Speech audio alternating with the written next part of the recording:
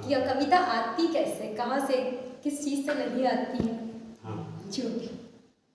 कविता अकल से नहीं आती, सही बात, शकल से भी नहीं आती, बिल्कुल, नकल से तो आती ही नहीं। कविता अकल से नहीं आती, शकल से भी नहीं आती, नकल से तो आती ही नहीं। कविता नहले से नहीं आती, टहले से नहीं आती। कविता नहले से नहीं आती, टहले से नहीं आती, पहले से तो आती ही नहीं। हंसिए हंसाइए हंसा कीजिए, दोस्त वक्त और हालात का नहीं, आप अपने आप को बदलने की कोशिश तो कीजिए।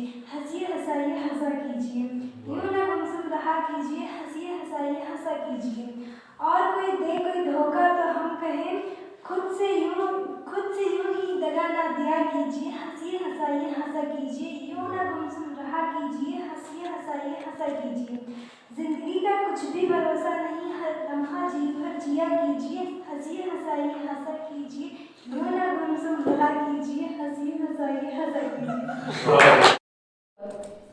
और जैसे कि हमारे प्राचार्य भी अभी आने वाले हैं, उनके माध्यम से भी आप वक्तव्य सुनेंगे।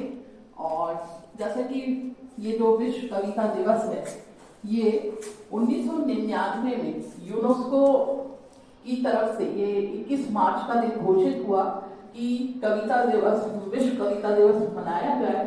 और इसमें जो बात रखी गई थी कि हमारी जो भावों की अभिव्यक्ति है, संवेदना है, उसको जोड़ने का कार्य जो है वो कविताएं करती हैं।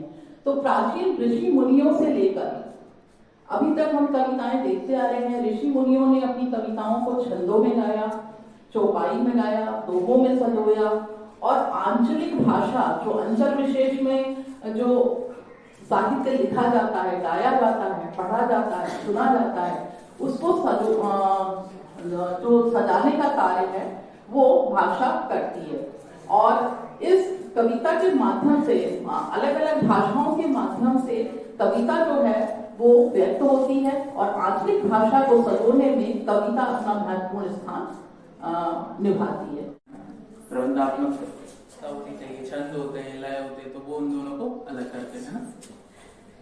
तो कविताएं आप लोग सुनते हैं, गाने सुनते हैं। मैंने ये भी बताया था कि है ना, आजकल कविताएं बहुत मौलिक स्थिति हो गई हैं। जो एक निखिल कोटी का गाना आया था, आप लोगों ने सुना होगा, इस पे तेरा घाटा मेरा कुछ नहीं जाता, ज्यादा प्यार हो जाता है नहीं पाता, है ना। ये मैंने बताया था आप लोगों को, है ना। तो इस टाइप का। और वो एक और निखिल कोटी का गाना चलता था 90s में, क्या नाम था, जब तक रहेगा, है ना, तब तक रहूंगा वो मेरी आलू के साथ भालू नहीं जबर तो क्या जमा दिया सालू, है ना। तो इस टाइप की कविताएं ना सुने ना पढ़े, है ना। आप लोगों की, हम लोगों की कविताएं पढ़ता हूँ मैं, है ना। जैसे मैंने अपने अभी केदारनाथ सिंह की पुण्यतिथि हुई थी, मैसेज डाला था सर ने ग्रुप में, आप लोगों ने देखा था? तो चलिए एक कविताएं उनकी सुनाता हूँ मैं। मैंने आप लोगों को बताया था शायद तक एमए वाले बच्चों को ना, उसका हाथ अपने हाथों में लेते हुए मैंने सोचा इस दुनिया को तुम्हारे हाथ की तरह सुंदर, गर्म, है ना, होना चाहिए। बहुत अच्छी बात है। समय के साथ कविताओं का स्वरूप भी बदलता जाता है, ये बात अभी सर ने भी आपको बताया। और निश्चित रूप से जैसे जैसे समय बीतेगा, जैसे जैसे परिस्थितियां बदलेंगी, कविताओं का स्वरूप उस ढंग से परिवर्तित होता जाएगा। आज अगर क्रांतिकारी कविताओं की आवश्यकता है, समय उस प्रकार का है, तो क्रांतिकारी कविताएं हमको विश्व में देखने को मिली।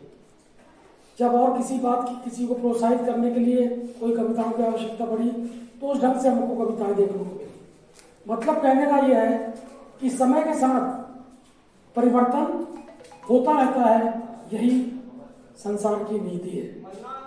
साहित्य समाज का दर्पण होता है, हमसे साहित्य के माध्यम से कुछ छुपा नहीं रह सकता, बिल्कुल दर्पण जैसे है। आपकी हर एक्टिविटीज को समाज में आईना दिखाने का काम साहित्य करता है।